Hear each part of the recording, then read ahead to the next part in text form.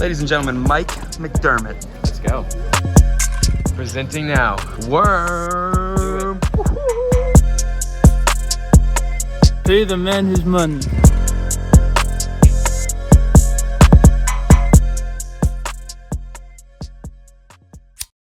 Not only is tonight the biggest stakes of our lives, we also have the potential to have the biggest win or the biggest loss of our life. Over $10,000 can be shipped our way or shipped to our opponents. First hand for us, we look down at Pocket Jellos in early position. We open to $100 playing 10-20, and welcome to the table, immediately get 3-bet by DJ Washburn, who typically plays bigger stakes, and he's on the button. Sia calls in the small blind to 300, and now it's on to Billy, also known as DGAF, and he places the 4-bet to $1,000. Already being put in a very uncomfortable spot, and it's my turn, having to risk at least 1/4 my stack just to see a flop. I get the notion that these guys are probably going to try to take advantage of us and push us around, knowing we're playing a bit higher stakes than we're used to.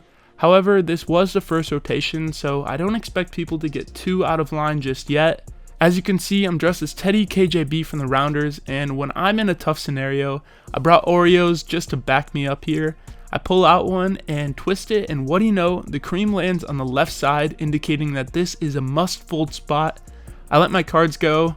Just kidding, I didn't base my decision on that, but I did end up letting them go, and happy I did because we were absolutely dominated.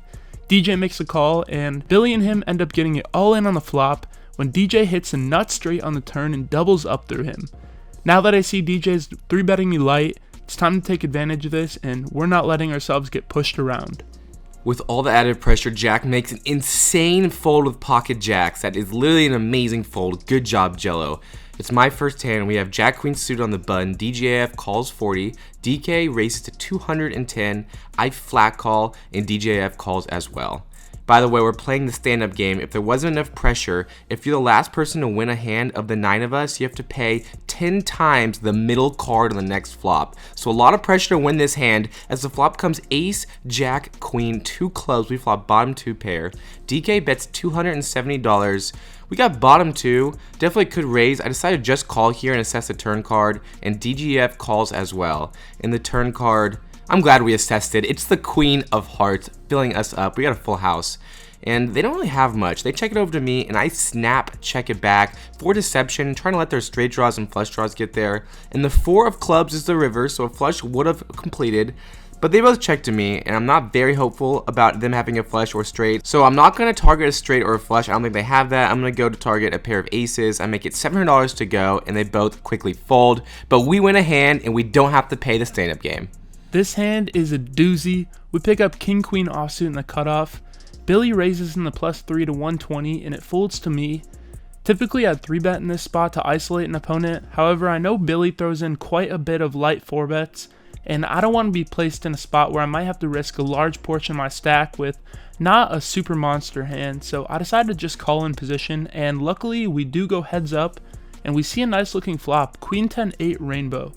He decides to start with a check. And on this board, I think it's necessary to start value betting, so I bet out $140, and he thinks about it for a bit and check raises me now to $320. This is a super small raise. I don't think I can really go anywhere, but I'm not really sure what types of hands would check and then raise on this flop, so I'm a little suspicious here. So I make the call, and we're still heads up to a turn, and it's the ace of diamonds, bringing in a diamond flush draw and an overcard to our pair. Horrible card for us. Billy thinks about it for a while, asks me how much I'm playing behind, which is a little over $3,000. Pot is $900 currently, and he says 2 words I was really not expecting: all in. Yes, that's right, he 3x pots it right here, shoving it all in, and this is a crazy play. As you can see, he has a straight draw and a flush draw.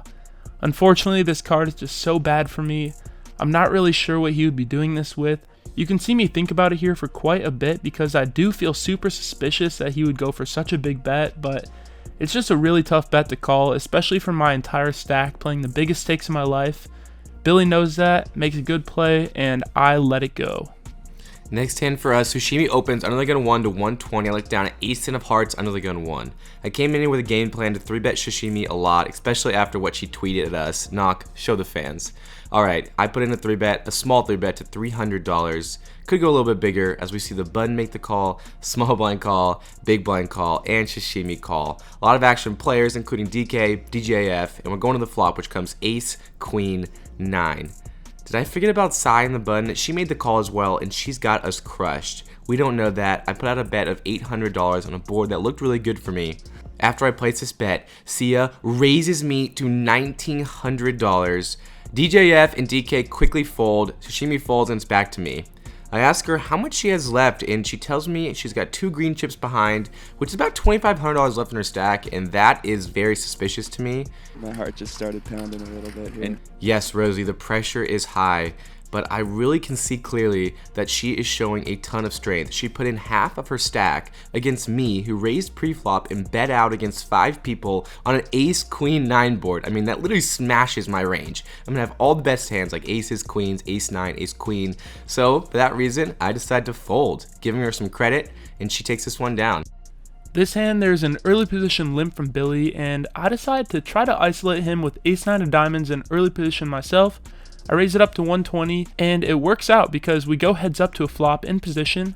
It's 7-5-3 rainbow with 1 diamond. Billy must know this board is much better for him than me because he decides to take the betting lead for $100. We've got 2 overs, some backdoor straight draws, and a backdoor flush draw, so I think it's fine to peel a card here. I make the call. The turn is a nice one, an offsuit 9. We make top pair, top kicker, and Billy continues betting for 180. I decide just to make the call here. I actually considered raising, but again, I can't have too many nutted hands on this board and don't want to get blown off my hand, and he can certainly have us beat with some 2 pairs, sets, and straights in this scenario. I call. River is an offsuit 3, an amazing card because now we're beating 7-5 as well, and it also decreases the likelihood of him having a hand like a set or 2 pair.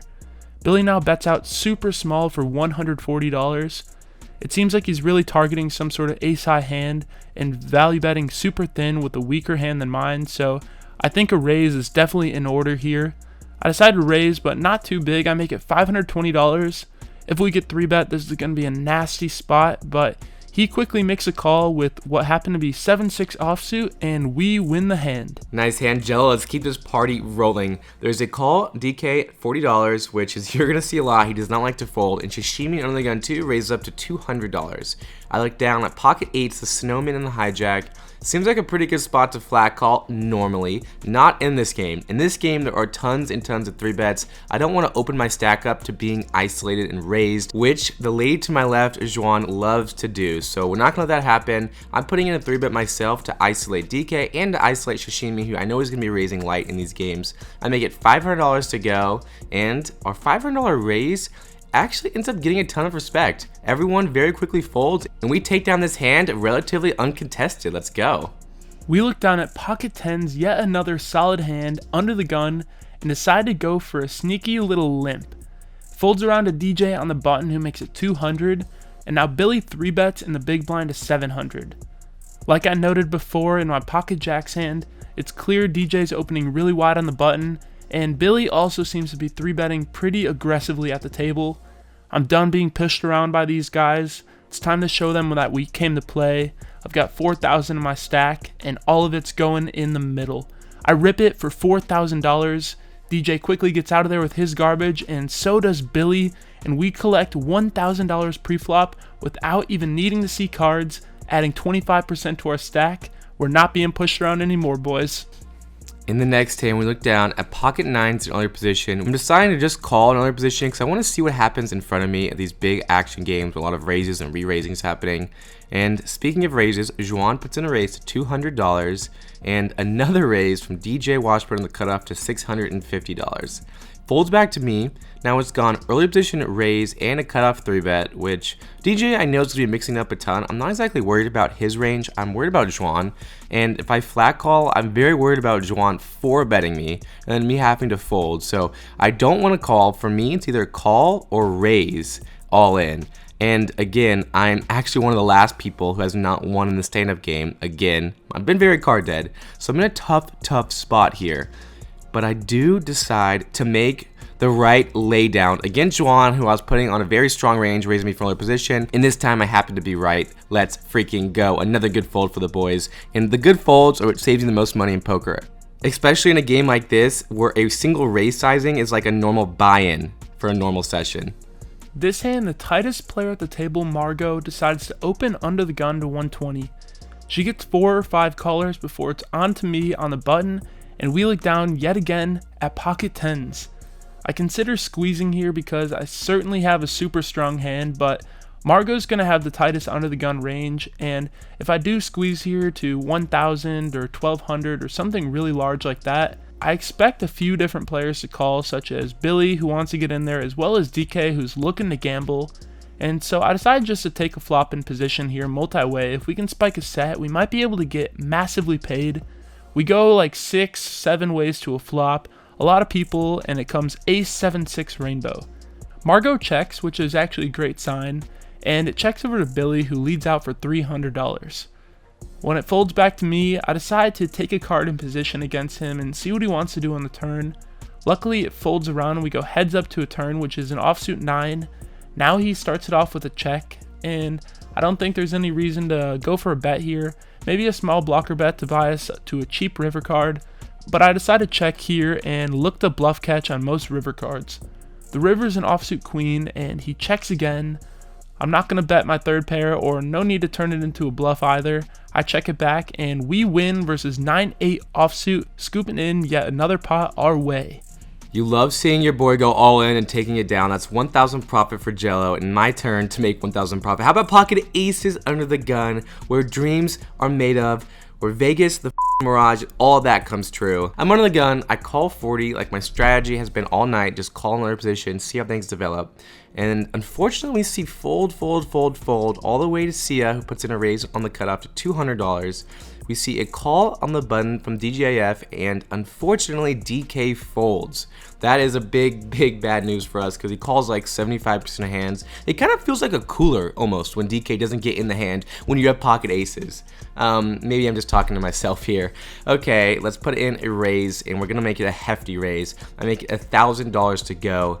But unfortunately this time they both have absolute dog crap, or nothing as they say, and we take it down. That's okay. We've already been put in some really tough spots on this stream, and here's another pre-flop spot that was pretty difficult for me. Cutoff, which was DJ Washburn, makes a straddle to $100. He was doing that a lot during the stream, just straddling from random positions when he wanted to up the stakes. Sia now on the button, she's first to act. She opens to $320. And now Billy in the small blind immediately 3-bets to $820. DK cold calls, and I expect him to have a bunch of garbage hands here. Billy can certainly be wide too, and so can Sia on the button, and we've got King Queen of Diamonds in the third blind. This spot is so juicy here. There's a ton of dead money in the middle, as well as some potentially loose ranges. We've still got about 4 or 5 opponents behind us to worry about though, and I don't really want to just cold call here. I'd likely want to either jam or fold. Again, I'm being forced to a spot where I'm either having to commit my entire stack or get out of the way with a super strong hand, and I decide to fold here. Luckily, we see that Billy did have ace queen.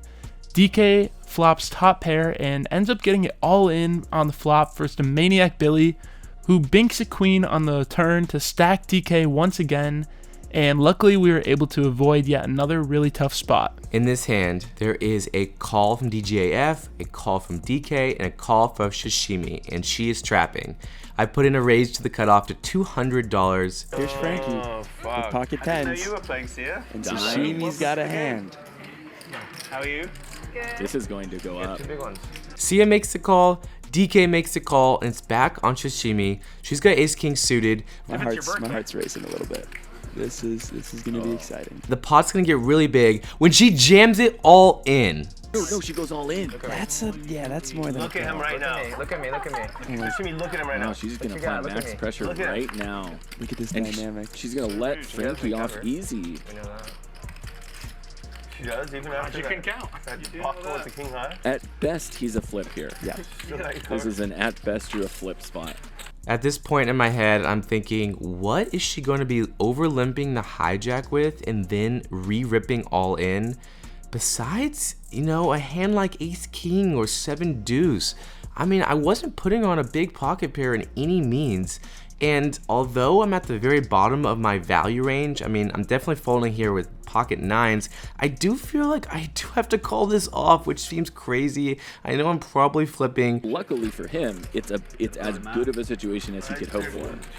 This is the best, basically. I mean, other than her having 7 deuce. Oh my God, he's all in. He goes for it. Okay, but respect for this. Okay, That's give my Frankie some man. props. Thank you, Raven. Thank you, Raven. You know, I could get behind that fold, but I'm even more into the call. This is a pure coin flip. 51.49. This is a $10,000 pot. This go, is the Frankie. biggest pot of our Frankie's entire life.